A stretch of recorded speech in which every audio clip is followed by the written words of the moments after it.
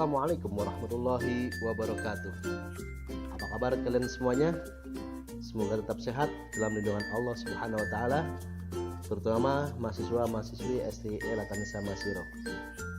Oke, dalam kesempatan ini saya akan menjelaskan bagaimana cara kita menjalankan bisnis dalam studi kelayakan bisnis.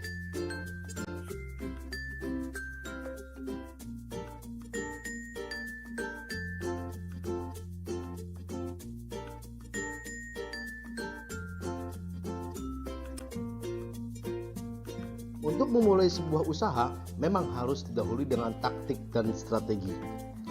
Pengusaha mesti punya taktik, dalam artian pengusaha mesti punya ide untuk jadikan pegangan dalam membuka usahanya. Harus punya taktik dan strategi dulu. Kalau sudah mau berhasil, baru dikembangkan. Mengawali dengan modal kecil pun sebuah usaha bisa tumbuh menjadi besar.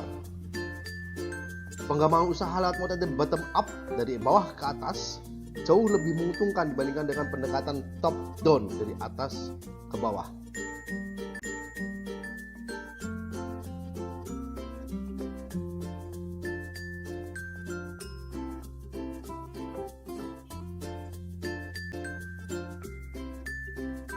Perencanaan usaha ditandai hal-hal sebagai berikut. Yang pertama, usaha bertujuan menghasilkan barang dan atau jasa.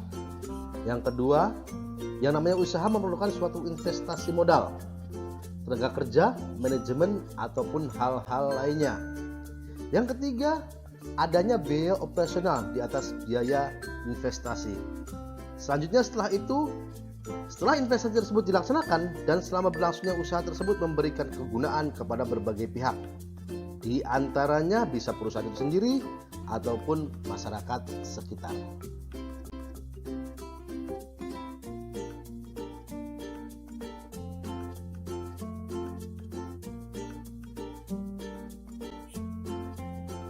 Ada beberapa cara yang dapat dilakukan untuk memulai suatu usaha.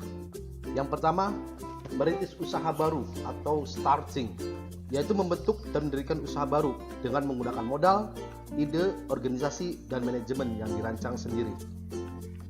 Ada 3 bentuk usaha baru yang dapat dirintis dalam bentuk kepemilikannya, yaitu ada perseorangan, atau ada kemitraan, partnership, atau dalam bentuk korporasi. Cara yang kedua yaitu dengan cara membeli perusahaan orang lain, yaitu dengan membeli perusahaan yang telah didirikan atau dirintis dan diorganisir oleh orang lain dengan nama atau goodwill dan organisasi usaha yang sudah ada. Yang ketiga, dengan kerjasama manajemen atau franchising, yaitu sebuah peluang bisnis yang ditawarkan oleh pemilik, produsen, atau distributor franchisor untuk memberikan hak eksklusif dari jasa atau merek produk kepada individu atau perusahaan lain untuk distribusi lokal. Dan franchisor akan menerima pembayaran royalti dan memberikan jaminan standar kualitas.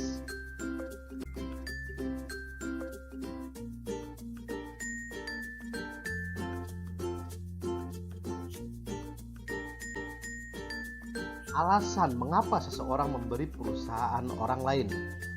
Ada 4 hal kritis untuk menganalisis perusahaan yang akan kita beli.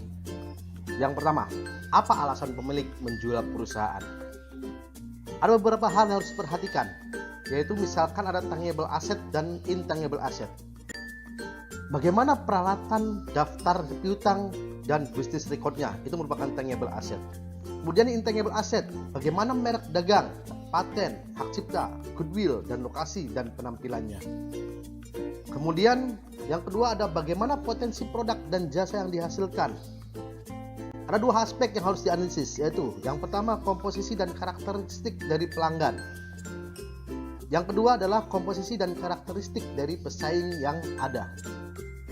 Yang ketiga yaitu aspek legal yang dimiliki perusahaan, yaitu menyangkut prosedur pemindahan kekayaan dan balik nama dari penjual ke pemilik. Yang keempat adalah kondisi keuangan perusahaan yang akan dijual. Bagaimana kondisinya, laporan laba ruginya selama 5 tahun terakhir? Bagaimana potensi keuntungan yang akan diperoleh? Bagaimana pajak pendapatannya? Bagaimana kompensasi laba rugi pemiliknya? Dan sebagainya.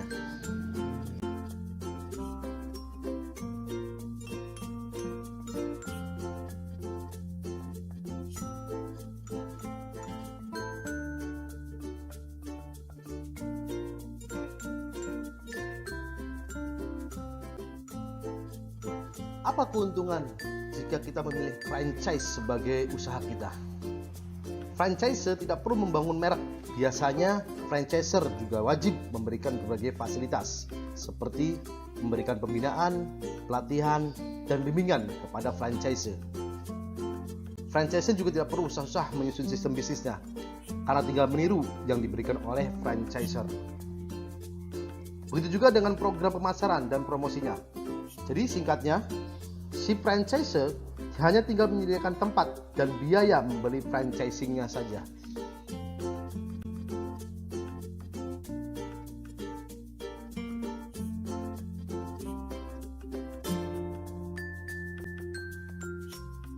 Keputusan tentang apakah kita akan memulai usaha kita sendiri sebaiknya dipertimbangkan dalam kaitannya dengan pemahaman tentang proses entrepreneur. Proses entrepreneurial meliputi hal-hal yang lebih dari sekedar melaksanakan kegiatan pemecahan masalah dalam sebuah posisi manajemen.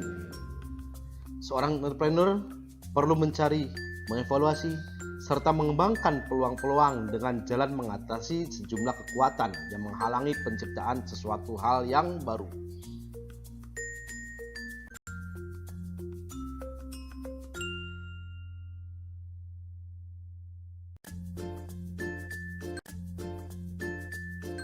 Menurut Winardi, proses aktual memiliki 4 macam fase khusus, yaitu yang pertama, identifikasi dan evaluasi peluang yang ada. Kemudian yang kedua, kembangkan rencana bisnis.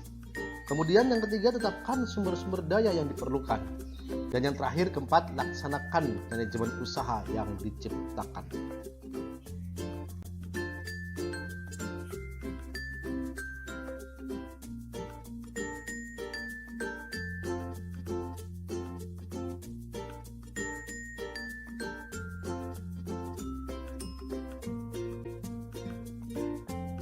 Membangun image bisnis merupakan langkah penting yang harus dilakukan agar bisnis kita dikenal dan diingat orang. Dan boleh jadi image ini menjadi aset yang sangat bernilai bagi perusahaan atau bisnis kita. Bagaimana image itu dibangun? Tentu tidak terlepas dari siapa target market perusahaan. Cermati bagaimana gaya hidup konsumen kita, kebiasaan-kebiasaan mereka, bagaimana kompetitor berperilaku, juga bagaimana dinamika menentukan harga yang ada di pasar. Hal-hal inilah yang menjadi pertimbangan dalam membangun image. Image memang bersifat kasat mata, sehingga pengusaha harus berupaya menjadikan sesuatu yang dapat dirasakan oleh konsumen. Yang paling mudah adalah dengan mewakilkan image pada nama, logo, moto, atau logo bisnis. Misalkan slogan selalu ada di depan. Tahu kan? Image untuk logo apa? Untuk produk apa? Atau ada manis-manisnya. Tahu kan untuk produk apa? Dan jelas tidak semanis yang berbicara sekarang ini. Oke, beberapa tips yang digunakan dalam membuat nama, slogan, atau logo, yaitu pertama, selalu ingatlah bahwa image adalah setara dengan definisi dari perusahaan yang kita dirikan. Yang kedua, buatlah menjadi kalimat tunggal yang jelas. Misalkan, berapa lapis? Ratusan. Jadikan desain stasioner kita terpadu, menarik. Misalkan pada kartu nama, kop surat, dan atau amplop.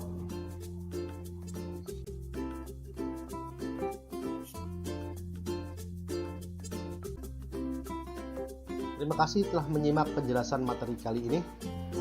Jadikan bisnismu sebagai sarana ibadahmu. Manusia dinilai dari seberapa manfaat untuk orang lain. Jadikan bisnismu manfaat untuk orang lain sehingga bisnismu menjadi sarana ibadahmu. Terima kasih, semoga bermanfaat. Assalamualaikum warahmatullahi wabarakatuh.